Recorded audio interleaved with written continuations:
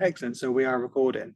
So thanks so much for joining us, everyone. This is the month 3 podcast, and Luke is joining me today, which I'm really excited about because there's some developments that we've been discussing recently. So how's everything going your side, Luke, with the AI world? Is it sort of really taking off now? It's evolving as we'd expect. Interestingly, seems to be have gone at 100 miles an hour, and now suddenly there seems to be a little bit of actually we need to think about how we're going to deploy AI and what we're going to do with it, and companies looking at it more on a use case basis. So it's really interesting that our approach has been very much in that realm. We've been ahead of the curve, Sam. Let's just put it that way, right? Go. We'll take the credit, Luke. I love it. Yeah. I think that's really interesting because I agree. I think the excitement has died down, and people are now trying to get their head around one, how are we going to use this, which is something we're obviously trying to help with, but also how can we use it safely? Is it safe? Just full stop. And obviously that's something that you're really key on in parts with AI, Yeah. is helping us understand what is okay, what's not, what the limitations are, because there are some things in sort of life that will have a bit of risk appetite and you can make your own decision, as may your clients, but there are some things that are completely black and white and go, you cannot do that. So Yeah. I've really noticed that shift as well, where I do feel like the excitement has died down somewhat, which is has positives and negatives, I guess. Yeah, well, yeah, it's we're into that rapidly. We've moved into that. It feels, that kind of business as usual. How is it actually operationally going to help me, rather than this? We need AI in our business to do what? Anything. We need AI in our business to what are we using AI for? And actually, is it helping us be more operationally efficient? Is it helping us be better at our particular jobs? And that is actually really helpful from my perspective, because that means people are actually just taking a little bit of a step back and thinking about Yeah. the use cases, thinking about what it is that they need to use AI for, and actually, is it going to be of any benefit to use AI in this particular scenario, as opposed to just improving, human interaction and human efficiency.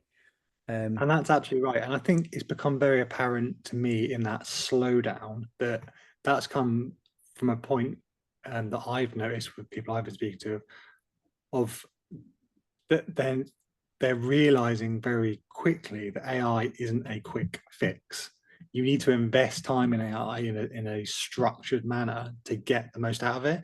If you're just going to try and throw something at it, it's like we said about in the first sort of webinar, like on the first podcast as well. Like if you're going to treat it like just like throw stuff at it and then expect it to come out with amazing stuff, it's not going to. Like you need to treat it with care and attention to really nurture it like an employee sort of thing, Yeah, and really that's how we're going to get the most out of it. But trying to sort of just throw documents at it doesn't work. It's not working, and I think that's probably where that excitement has dropped off in recent sort of weeks and months. yeah, yeah. You like you said, there'll be now a growing frustration about it not necessarily delivering against the hype, but that doesn't take away from the fact that it really is absolutely beneficial in a multitude of areas of improving how we go about doing the work that we do, and you've demonstrated those on the webinar so far.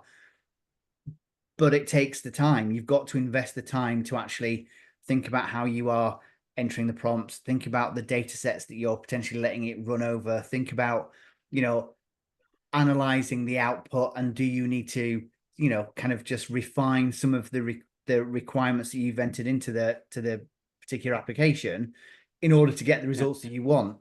Um, and that investment, I think, has been, was missed entirely in the wave of euphoria of this new technology, and what we're here to do is try and help people understand that it can, the whole heap of applications that we're going to look at as we continue down this journey can help their businesses. But two things are true: it takes time, and you just need to think about what your output requirement is and what you're going to use to train, or what models you're going to use to, bring back that particular output. Yeah, I completely agree. And I think one way, because I think there's going to be people that were watching these webinars and these podcasts, and people in the wider community that are going to have been using it and trying it out. And they're going to, this is where the frustrations are going to start for them. And it's about us helping them get past that and sort of understand, like, help them with the investment. But then in 6 months' time, they're going to have this again with their team members. Yeah. They're going to roll out AI, and their team members will have heard of it. And I know I've spoken to sort of people, and they've gone, I'm worried it's going to replace me. I don't know how to use it. I don't trust it. And all of those things are understandable. And it's a continual education piece where there is always going to be someone new that needs to have that conversation, needs to be educated on how it's used, the risks of using it, Yeah. using it safely. And I think that is always it can be quite a draining thing for people, because as soon as people put their walls up, you can go, okay, well, we'll just default back to normal. But for me, it's incredibly important that is when you capitalize on it and take the opportunity to educate people and put them on courses, whatever it might be, so you can stay ahead of the curve. Because I think if anyone drops the ball on this in any capacity, they will find themselves either in hot water with Yeah. the authorities or so far behind the curve with other businesses that they can't catch up. Yes. That's how I see this transpiring, and I think it's going to be one of the quickest sort of uptakes, especially in larger companies, that we've ever seen. Because I Yeah. think as soon as you get that taste for it and the Yeah. interest, you just skyrocket. But I think back to your point about the team member worry and the concern people have. I still can't see for quite some time a mass replacement of people, because the models are still learning and being trained, and their output still has the possibility of hallucination depending on which data set it's being trained on, and what the algorithm has kind of already produced and what you're feeding into it and asking it to present you back. There's always going to be a human element to verify that data, I think, for quite some time. But equally, there is the training and kind of like knowledge shift of what that role particularly is. So all you're doing is enhancing and driving efficiency in what you're able to do and what your role is, and that role will evolve into something else, potentially more creative, Absolutely. rather than the operational kind of like summarize my team's meeting, right, and write me out on my tasks. Brilliant. That can be done automated. You've now got time to think about actually doing those tasks, right? Yeah. Rather than Planning writing out, out the yeah. list of tasks, right? But it's that, and I think that's Yeah. that concern. It's like, oh, it's produced this, it's summarized the minutes that I would have been sending out and XYZ. No, that just means you've got time now to focus on A, making sure they're right, and B, actually doing the actual output, the tasks that have been generated as a Yeah, simpler. and I totally agree with that. I think you need to realize that it gives you more opportunities to do better quality work with the time that you're given. Yeah, And everyone's going to appreciate that. No one, like, that will be noticed. I think that the quality of the output and the efficiency of the output is dramatically shifting. And it's things like you can obviously, yeah, get it to produce the task list for you to then start, and you can use that extra time. But then also, I've used it in cases where I will then put it in at the end and go, can you critically analyze this and sort of think about things that I may have missed? Are there any key areas that I should be considering and other areas to explore?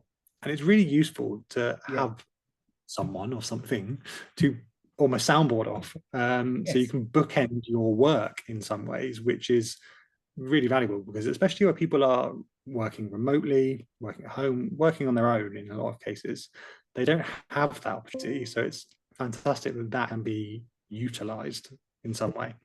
yeah, yeah. You're not setting up multitude of Teams meetings for someone to actually do the review while you're told. You're just um getting someone to, almost like you said, that third party to critique it in a really quick and efficient manner, and then make the amendments. It's facilitating people to better utilize their skill sets, I think.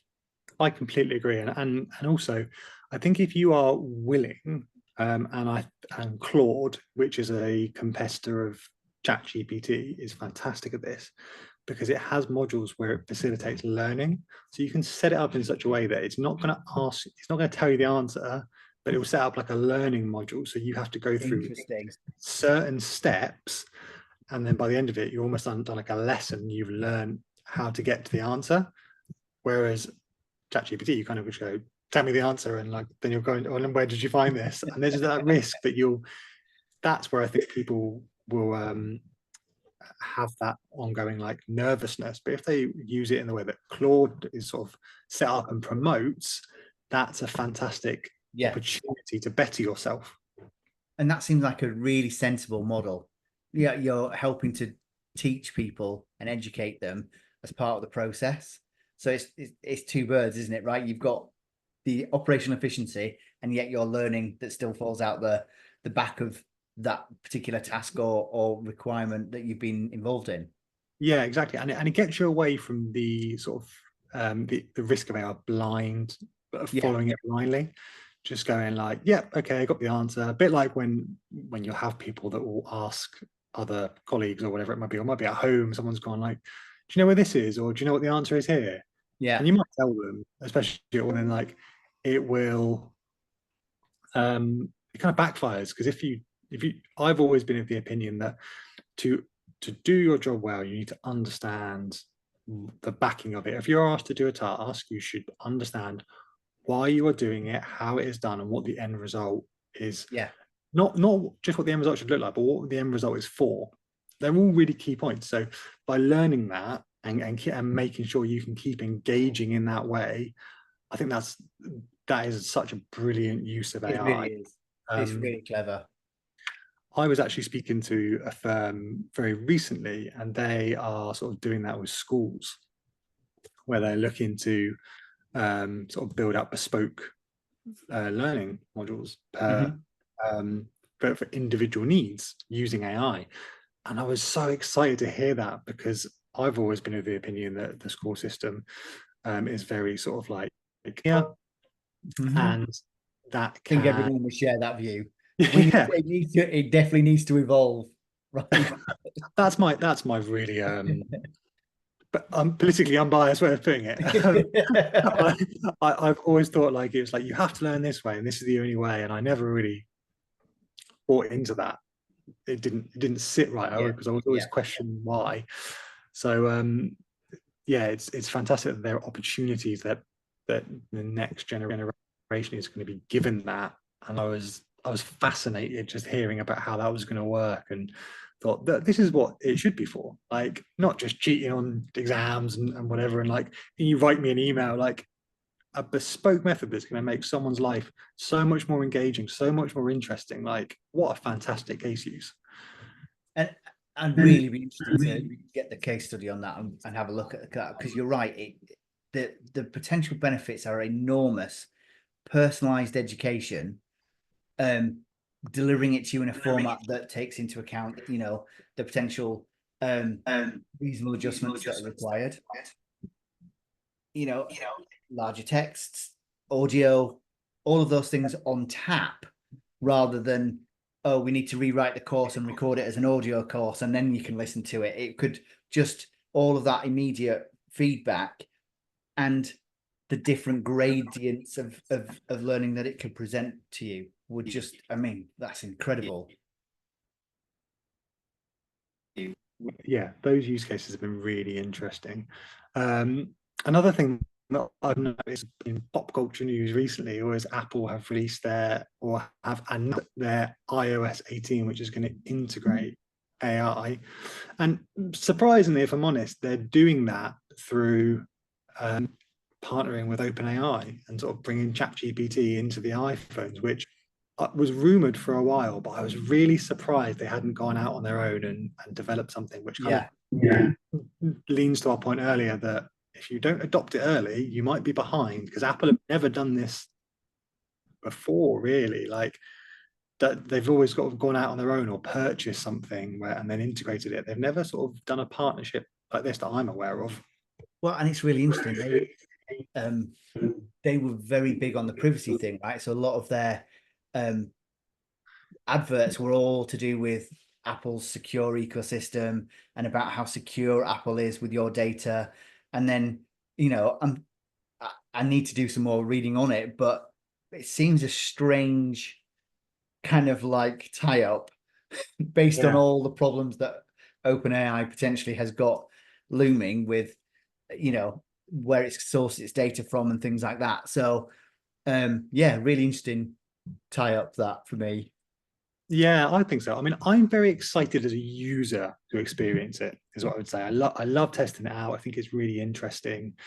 I've seen some adverts where, for example, the iPad's famously never had a calculator inbuilt, but the iOS 18 is bringing a calculator to the iPad where you can type out algebra, for example, and it will give you the answer.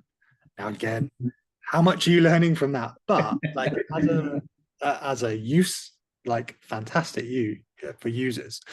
And then it's got like the similar things like the Google Pixel they've announced, where you can have like the photo retakes and like edit things there, which I think people will love. Like, people love all that sort of stuff. And the other thing, which was really I found fascinating, but potentially risky, was it's going to have something called I believe Apple Intelligence, where you can search and go, I would like to find my driver's license number, and it will search through your phone and find your driver's license number, which is great. Interesting. I'm being lazy and going, oh, I just wish I had that and don't have my wallet with me or whatever it might be. But it did make me think, after all the conversations I've had with you, Luke, that sounds a bit risky.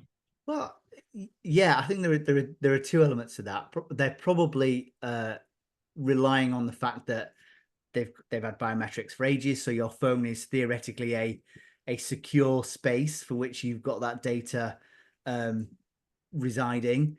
But equally, and I had a conversation with someone this morning about it, the personal responsibility about what data you've actually got on your devices. Now, I know they're connected to cloud, so what I'd be really interested to know about is how does it just search your actual device and the in-store memory, or does it search your cloud connections and where it's backing up, you know, iTunes, iCloud, Yeah. whatever it might be?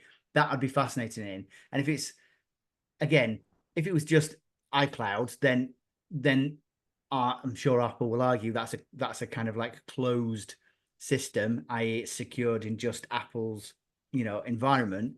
But still, there's a personal responsibility element. I think we've all got about what personal data that we carry around and that we put out there. Yeah. If your driving license is stored on your phone, probably not the best place to store it, right? So, you know, Interesting, isn't maybe it? don't have it on your phone. And I know, yeah, that's just an interesting example, but it highlights the kind of personal responsibility element, I think, as well. Absolutely, yeah, and it's one of those things that we all love to play with new gadgets and like test out new things, and we love things that speed up our time. Yeah, Things that speed up our time aren't always the best things for us. So correct. I would absolutely be trying it out, and I'm an Apple And you can fanboy tell as me if well. it finds your driving license or not. It's not on there, Luke. Don't worry about it. That's the right answer, Sam. Well done. So that's okay. But I mean, even so, like you mentioned, like the biometrics, and like it is they think it's safe, but you hear about like thefts in like major cities or wherever it might be, where someone you'll be on your phone, it's open, and they'll just swipe it out of your hand. But it's open then. So what happens then? Is it going to be And like you have your Face ID to search that, or if it's open, can anyone just search your phone and have it within seconds? Then what yeah, happens? if your phone is open, then everything's available. That's the key. I think you've got to just be really careful about how you go about the usage, like you said, and make sure that try and, you know, make the phone call and phone call still stay active if you kind of lock the phone afterwards. That's a, you know, just keep doing that. So it's, you don't Yeah. present that opportunity. It'd be interesting to see if they are gonna, it'll be fascinating to just do a bit more reading and work out whether it is just actually the device or it goes away and searches your cloud storage. And then Well, yeah, I that suddenly don't know the becomes a answer to wider that. problem, right? From what you've said, suddenly everything's I think so. available for your life, all your Yeah. images, everything. Like I know they've released new tech on Apple now, where you can lock apps. Like you can be on your phone and the app itself is still locked with Face ID. So Yeah, I have that. It just makes sense. it does. But then I'm sure there are ways to bypass that. And I know Apple have said like a lot of the AI tasks are going to be done on your phone, which will present an issue to some people with older phones, I think, because I mean, they're going Yeah. to be slow automatically. But even the newer ones, like it says many of the tasks, not all of the tasks. Yeah. So something is going to be sent from your phone to OpenAI at some point. It's going to happen. And how's the security there? What's going on? And are you comfortable with that? Well, and it comes down to the T's and C's. So as horrendously long as they are likely to be when this updated set of T's and C's come with the new delivery of the OS with the AI involved, it's definitely worth the read, and I'll definitely be taking a read through them, and we'll try and do a précis of what our thoughts are about those when we get access to them, maybe in the next podcast or as an update to this group, just to sort of give them a heads up, because I think that's really interesting. Yeah, if it's feeding that data back to OpenAI to help it continue train its model through, like we've talked about, free versions and things, then we've raised our concerns about that. Absolutely, and it's not just. I think sort of Apple have sort of half the market share in sort of smartphones, but I know that Google have got their Gemini AI on their Pixels. I know Samsung have just released Galaxy AI, so they're all doing it. So this isn't just a risk posed to Apple users. This is a risk. If you have a smartphone, you're going to be exposed to this at some point, and you need to be aware of it, not just go, this is amazing. Like, you need to really think about it, and like what you're, as you say, what you're personally putting on your own device, which it's almost it's a really funny position to be in, like thinking about how you use your own stuff. Like, it's my phone, no one's got it, but you have to still be careful about what you're doing with your thing.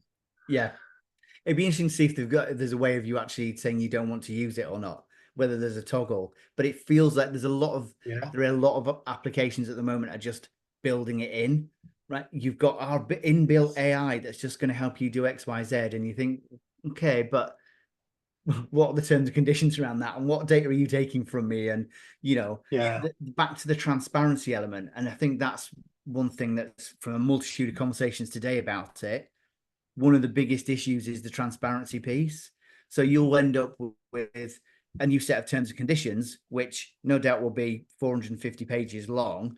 And then in theory, the privacy notice should be updated to explain what happens with the data that is processed by the AI application. But again, privacy notices are notoriously not done in the way that they should be done in accordance with the regulation. So you end up with a massive long scroll of data sort of saying, we're going to do this with your data, and this is how we capture it, and this is how we use it, when actually it should be a bit more layered. And you should think about how you can search for that use case. Unfortunately, we're in that position where we're going to have to take a decent look at the T's and C's, and then have a look at any updates to the Apple privacy notice in relation to its use.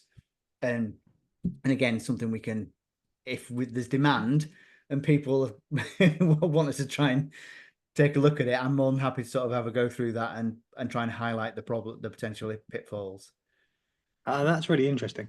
And Luke, this is I've not asked you this before, and so I'm going to put you on the spot a little bit. Wow. Do you think there's a way that we could train AI to do some of that legwork for us? So we train it with some thought processes and some risks, and we, like a custom GPT, for example, we present the risks that we want to look for. Now, I appreciate that wouldn't capture everything, because there might be something that we forget about, and until we read, we wouldn't know. But is that something that you think people that don't have a data protection officer, like that's their speciality, that would help people in the future? Or do you think that in itself poses a risk? So the answer is yes. I know people who actually do ask for a templated privacy notice and or sets of T's and C's through AI right now. Back to our point about having to proof it and make sure that it's valid.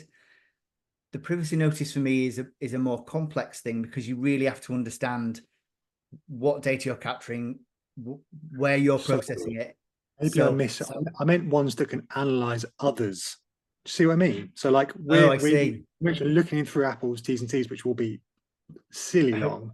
Yeah. But could we get a custom GPT that would analyze that for us and pull out key information and go, I it can't should see be why this. not. There's no reason we wouldn't be able to feed that into an as its source data set and just get it to pull out key phrases.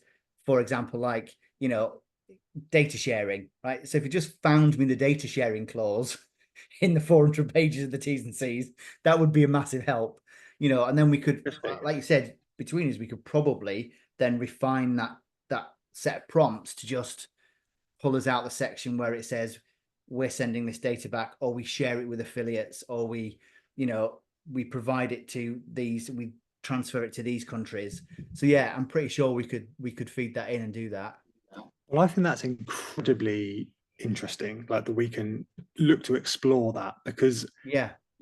we're all, I'm not going to say we're all guilty of it because I think you probably won't be, Luke, but I am certainly guilty of it. For my Apple iPhone, when it's going like, you read the terms and conditions, I'm like, yeah, go away. But if we're sort of like everything we're saying is we need to be more cautious, especially in the world of AI. So if we can help people have like a custom set where they can use that tool to input, and then it's not going to be perfect, but it's going to give them a starting point and it's going to get them thinking, which is half the battle, I think, in these scenarios. Yes. Yeah, 100%. And that's because of the length of these terms and conditions, the lengths of privacy notices, that shouldn't be written like a legal document, but are. And so it doesn't, you know, we almost want it to pull you out the salient data and then summarize what that actually means. Because even though we could pull it back, it still might be 6 paragraphs of legalese that actually what we want to really say is, are you sending my data to an inadequate country? Yeah. Are you sending my data back to a training model? Which elements of my data are you sending back to the training model if it's not the complete set? Do you know what I mean? There's those types of questions, and just give me back the data elements that are listed, but it'll be buried, like you said, somewhere in a.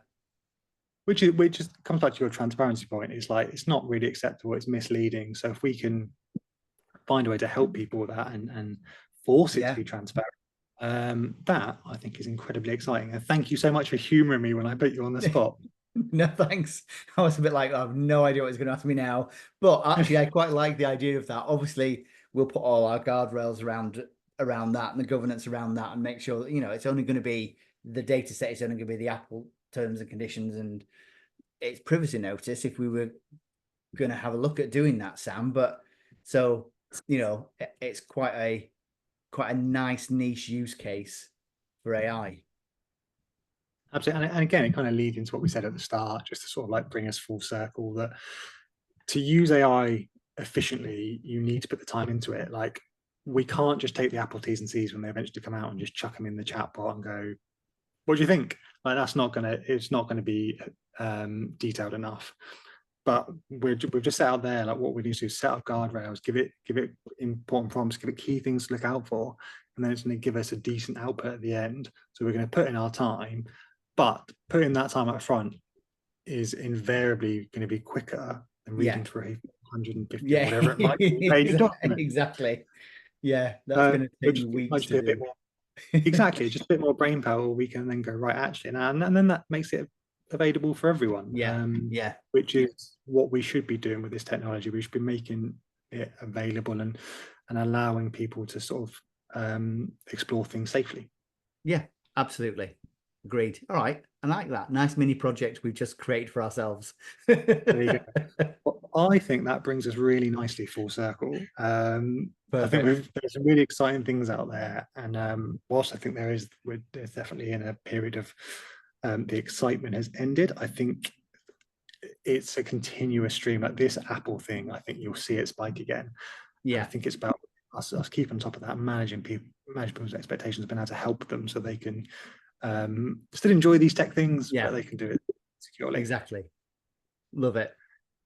Fantastic. Wonderful. Well, thanks so much for taking time, Nick. It's always a pleasure and really interested speaking to you. And we'll get this available for everyone. As always, if anyone has any questions, please feel free to leave us a comment, pop us a message on the Facebook group as part of the community, and we'll see you soon. Will do. All right. Cheers, Sam. Thanks, everybody. Bye. Bye.